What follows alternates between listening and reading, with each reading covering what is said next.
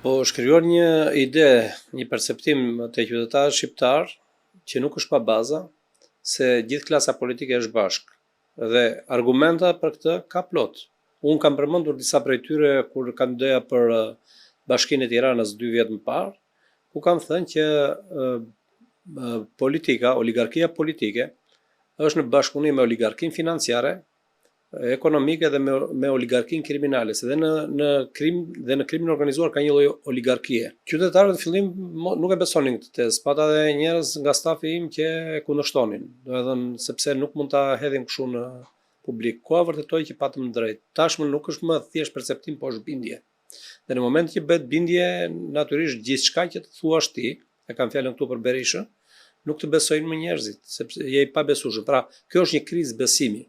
Dhe duke qenë një krizë besimi ruhet status quo-ja. Duke qenë se Berisha dhe Rama tani, që ta shpjegoj më thjesht ekuacionin, janë bashkë në mbajtjen e pushtetit, në mënyrën si kanë ndërtuar shtetin, që me marrëveshjen e 2008-s.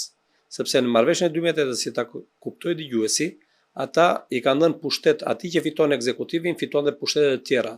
E fiton gjithë pushtetin, ndërkohë që ai që merr opozitën e merr gjithë opozitën. Ai që ngjelet i dyti merr gjithë opozitën.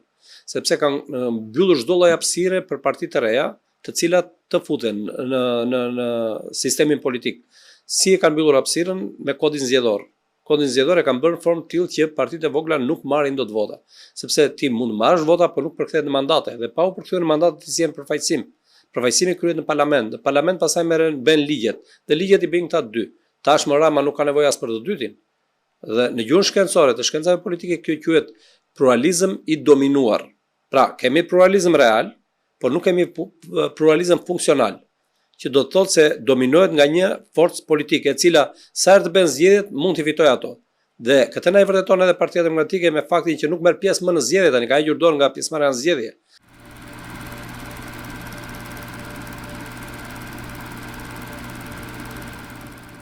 Hoqi dorë nga pjesëmarrja në zgjedhje në 2019 në zgjedhje lokale. Bëri gabim të madh se ishte parti që mund të fitonte zgjedhjet në atë periudhë, ishte parti organizuar, ishte parti bashkuar dhe Rama ishte super i konsumuar, drejtohej nga një kryetar partie që kishte dilemat e veta në opinionin publik për sa i përshkret besueshmërisë, por shumica e opinionit publik ose shumica e votuesve ishin gati t'i japnin një shans për ta aprovuar si kryeministër. E kam fjalën për Bashën. Pavarësisht se të gjithë dinin që mbrapa Bashës qëndronte gjithmonë Berisha dhe klani i tij. Kështu që ky është realiteti politik, në këtë realitet s'mund të dalin njerëzit në shesh kur ti bën edhe një paradoks tjetër, se Berisha ecën para, do të them midis paradokseve. Do të thënë, në mëngjes ishte protestonte te Spaku dhe në mbasdite doli, do të thënë, me trofet e Spakut, që ishin ministrat, ajo që thatë ju kur bët pyetjen, ministrat e kabinetit të kapur nga Spaku, të kapur nga BIM, të dënuar nga gjykata dhe të përjashtuar nga politika, ose pjesa tjetër në hetim. Ndërkohë që vetë Berisha është në hetim, jo në hetim, Berisha ka marrë, do të thësh, në gjykim. Dhe akuzën e ka më të rëndë se sa akuza që ka Balluku për të cilën proteston Berisha. Balluku e ka për abuzim me tendera, prishje e barazisë në tendera, Berisha e ka për korrupsion. Dhe e ka më të rëndë se saj. Kështu që njerëzit e dinë këtë gjë dhe nuk mund të dalin të protestojnë, të bëjnë pjesë e lojës tënde.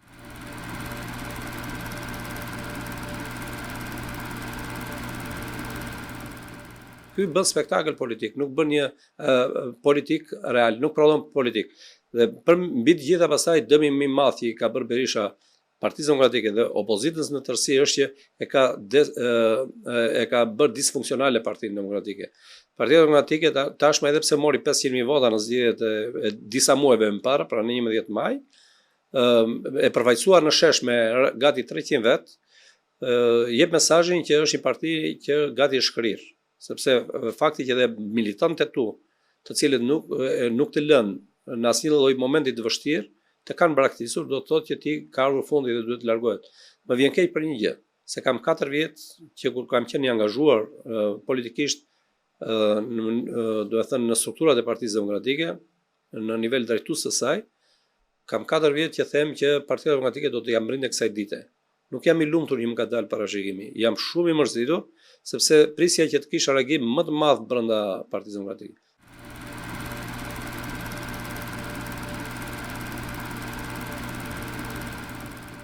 Unë personalisht nuk bëj më pjesë në strukturat e Partisë Demokratike, që në momentin që humbi vulën Partia Demokratike zyrtare ku unë bëja pjesë, i qëndrova premtimin që kisha dhënë, që unë do të vazhdoj të jem qytetar i lirë, një zë publik kundër Berishës dhe berishizmit, se Berisha nuk është thjesht individi. Me individin ndoshta unë s'kam gjë fare, por me atë që përfaqëson ai me berishizmin, me këtë politikë konfliktuale, të mashtrimit, të pavërtetave e tjerë, për këtë jam kundër. Dhe prandaj kam zgjedhur këtë pozicion, edhe pse kam patur oferta shumë joshse, i kam refuzuar ato dhe kam zgjedhur të qëndroj parimeve të mia se sa një posti të përkohshëm të pa vlerë, qoftë ai edhe i përkthyer në vlera monetare, i cili nuk të humbet dinjitetin.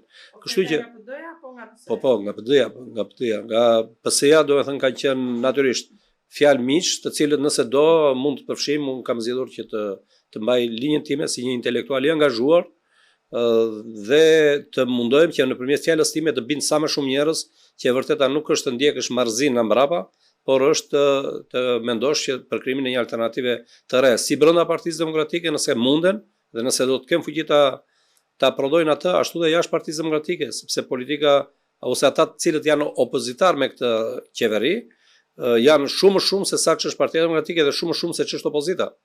Sepse ka dhe të majtë të cilët janë pak kënaqur nga Edi Rama, por që nuk e gjejnë veten tek asnjëra nga partitë opozitare. Dhe zgjedhin ose të ikin me pushime ose të rinë në shtëpi atë ditë. Nuk votojnë. Kështu që ju më thatë si është perceptimi te baza me kontakte. Po unë i kam ruajtur kontakte, se janë kontakte miqësore, janë kontakte edhe të mirënjohjes. Për aq kohë sa demokratë e Gjirokastës, edhe pse unë s'kam pasur një funksion publik, politik, që të kisha mundësi të ndihmoja ata siç ndodh rëndom në Shqipëri në kohën e qeverisë SPD-s, më kanë votuar sa herë që është dashur brenda Partisë Demokratike dhe kam dalë i pari në qarkun e Gjirokastës. Por Berisha dhe Basha, siç kanë bërë me shumë demokratë që kanë dinjitet, integritet dhe janë të pakapur, pra janë pa dosje, ata i kanë nxjerrë nga sistemi. I kanë nxjerrë nëpërmjet lapsit, firmës që kanë hedhur, duke vendosur aty servilet e tyre. Ata janë shumë të mërzitur, e kanë kuptuar këtë gjë, kanë kuptuar që me Berishën nuk vihet më në pushtet, janë shumë të thyer mbi të gjitha, sepse e besuan kur ai u tha që unë nëse më jepni mua mundësinë të jem kryetari i Partisë Demokratike, pasi ishte shpallur non grata dhe pasi mori vendimin Basha, e bie Partia Demokratike për 6 muaj në pushtet, kaluan 4 vjet, janë bërë zgjedhje parlamentare, zgjedhje lokale disa herë dhe Partia Demokratike ka dalë humse më thellë se sa zgjedhjet paraardhëse. Kështu që njerëzit i kanë dy parë mend në kokë, ditë të gjykojnë dhe ditë të përcaktojnë veten e tyre në raport me gënjeshtër dhe me të pavërtetën.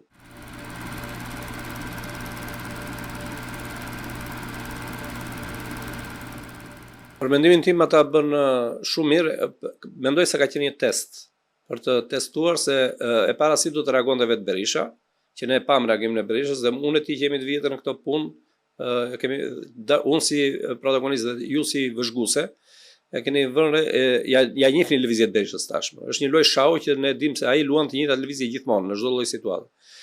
Dhe besoj e kemi parashikuar që Berisha gjë e parë do bënte do t'i joshte për t'i ndarë, për t'i përçarë. Siç ka bërë me të gjitha lëvizjet që kanë ndodhur brenda Partisë Demokratike, madje me të gjitha partitë e djathta, spektrit të djathtë.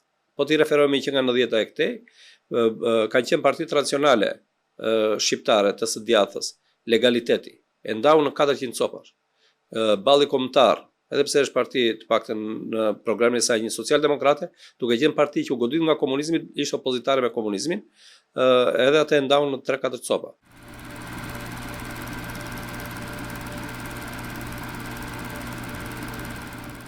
Dhe duhet të kemi gjë parasysh. Po e vutre ju, me njerë pas të nesër me asaj, gjeti kë Joshi Berisha. Joshi një figur e cila ka qenë edhe tek ne në kryesinë e Partisë Demokratike zyrtare, që drejtohej nga Basha, përbetoi në kryesi, do të them për qendrimet anti-berishiste, befasisht shikoi unë kur iku vula, shkoi kandidoi me Berishën. Okej, mori vota sepse brenda Partisë Demokratike çdo njeri që del dhe ka një kredo lokale, merr vota. Mori goxha vota, shkoi piu kafe dhe të nesërmen pranoi ofertën një bëri Berisha e Joshi për një vend koti, siç është këshilltar për sigurinë. E kam fjalën këtu për zotin Gjungshin. Tani, nuk bëhen dot kauzat e mëdha me njerëz të vegjël, me njerëz të cilët përpara interesit të madh, kauza është interesi i përgjithshëm, nuk është thjesht interesi jot, dhe kërkon sakrifica. Ti duhet të heqësh nga vetja që të mbrosh kauzën. Në momentin ti e përdor kauzën për t'i dhënë akses vetes tënde, domethënë për të fituar nga pushteti, ti e para një herë tregon karakter të ulët, e dyta çdo njeri ka një fytyrë, varet si e përdor atë fytyrë, dhe e dyta është që me njerëz të tillë tregojnë që kauzat nuk ecin larg. Sa më pak njerëz të tillë të ketë në kauza të mëdha, aq më pak të dëmshme do jenë ato. Kjo ndodhi edhe në momentin kur Partia Demokratike Zyrtare pati një shumicë shumë të madhe, pati gjithë grupin parlamentar. Pothuajse gjithë grupin parlamentar. 7 vetë kishin e mbështetur Berishën në fazën e parë, në foltoret që doli. Dhe një lëvizje pa grup parlamentar nuk quhet dot parti politike. Këta çfarë bën? Tradhtuan kauzën. Më vjen keq që përdorim termin e ardhur nga komunizmi sot, por nëse ka kuptim ky term, pikërisht janë fytyrat atyre që e bën këtë akt, që meritojnë këtë term të përdoret ende edhe sot e kësaj dite, sepse për interesat karrierës tyre ata u konformuan me Berishën dhe morën disa vende si deputet. Natyrisht aty kanë rroga dhe privilegje të mëdha, pra ndoshta kishin nevojë në jetë ata, dhe humbën kauzën, sepse po të kishim qëndruar gjithë bashkuar përballë Sali Berishës, të jeni të bindur që Berisha nuk do të diskutojë sot si faktor politik. Por këta e trajtuan sepse kishin e mbështetje shumë të fortë, jo vetëm të opinionit të brendshëm, por edhe të faktorit ndërkombëtar, të cilët mezi prisnin që Partia Demokratike të reformojë dhe të vinte si një alternativë e ndryshimit në pushtet. Ata nuk e bën këtë. Berisha pastaj thash edhe një herë, ti referohem asaj që thash duke përmendur si e njefti dhe unë. Berisha dihet që e ndërton karrierën e vet, suksesin e vet mbi dobësinë e bashkëpunëtorëve ose mbi dobësinë e kundërshtarëve të vet. Ju gjen pikat e dobta atyre, ju ushqen ato, ju hedh atë sheqerin e dur dhe nëpërmjet kësaj ai pastaj kupton ambicien që kanë ata, i josh edhe i përdor pastaj prish kauzat. Varianti i dytë që përdor Berisha është kërcënimi. Nëse nuk je në josh, atë kërcënon, nëse pa me kërcënim ti nuk dorëzohesh të rref, pra çon njerëz të rref fizikisht, dhe nëse ti prapë nuk dorëzohesh, atëherë për të shpall armik.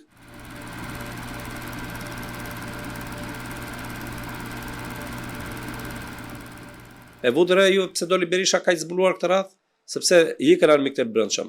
Ne që ai na konsideron dhe armik të brendshëm, që pas zgjedhjeve, domethënë, edhe për shkak të meritës që ka Basha, që hapi gjithë rrugën Berishës për të ardhur në krye të Partisë Demokratike, për faktin se thoshte gjithmonë që jam penge i mirënjohjes ndaj Sali Berishës, pra e kish shumë të thellë mirënjohjen ndaj Sali Berishës, dhe për këtë arsye nuk bënte dot politik duke i dalë përballë, sipas tij, nuk është interpretimi im, mund të kemë mendime të tjera. Bëri që kauzat dështonte.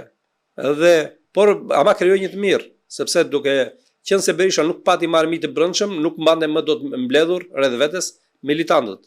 Kështu që i ngelur pa armik të brendshëm, Berisha u shkërmoq, u dobësua. Po tashmë Berisha ka shansin të krijojë një armik të brendshëm. Dëgjova që Ervin Saliani dhe këta që ju thatë që u mblodhen aty për kafe, që fal votave të këtyre janë ata që besnikët e Berishës si futin listën e mbyllur, tek ai sistemi bllokuar që tham në fillim. Berisha tani këta erdha apo vonë, kur ta shikoj punën keq, që ata do thrasin rreth vetes më shumë njerëz se sa çka Berisha, se gjithmonë njeriu vetë aty ku shpresa, dhe këta do japi shpresë. Berisha këta pastaj do t'i shpallë armiq. Por unë mendoj që po që se këta rezistojnë brenda Partisë Demokratike, do marrin pjesën më të madhe të Partisë Demokratike me vete. Pastaj dal ku dal, të ecin përpara me të parë me të bërë. Në rast se krizash të partive ose të organizatave, ata që ndjekin në mbrapa atë parti ka nevojë për një gjë shumë të rëndësishme, që është besimi një dhe konsistenca në qartësinë tënde. Pra duhet të jesh i qartë për objektivin që do të arrish, të jesh konsistent për të arritur këtë objektiv, pra mos devijosh rrugës, mos të thyesh, dhe mbi të gjitha duhet mbjellësh besim. Po pa këto dy, pa qartësinë dhe konsistencën, ti nuk jep dot besim. Besimi ka dhe një element tjetër që ka të bëjë se kush je ti që e çon këtë gjë. Në rast se ti je komprometuar edhe mbron një kauzë, por në moment kur ti se ke këtë kartë morale për ta mbrojtur atë, ti nuk besohesh. Siç ndodh me Berishën. Berisha ka një zindar flet kundër korrupsionit, por është njëri akuzuar për korrupsion dhe po gjykohet për korrupsion. Nuk të ndjek me njërin mbrapa. Ama Berisha i 2005-s, ku nuk ishte i akuzuar për korrupsion, vërtet i ndodhen firmat piramidale, po kishte perceptim të qytetarët se doktori ishte i ndershëm. Domethënë të gjitha mund të ketë doktori, por ai duhet nuk është. dhe mbështetën demokratët, erdhën mbrapa, del dhe Berisha me tezën e duarve të pastra, fitoi pushtetin në 2005, në 2009 doli barazim me Edi Ramën, do të thënë erdhi në pushtet fal sistemin zgjedhor me ndihmën e Ilir Metës, dhe qytetarët, edhe pse kishte bërë goxha punë në rafshin e për disa reforma të qëndësishme, prapë qytetarët filluan të dyshonin tek Berisha sepse i ndodhi gërdeci. Dhe panë që brenda në gërdeci ishin të implikuar familjarë të tij dhe njerëz të afërt me Berishën, atë që britanikët dhe amerikanët e quajtën, do të thënë, ndihmë të korrupsionit masiv për të afërmit e tu.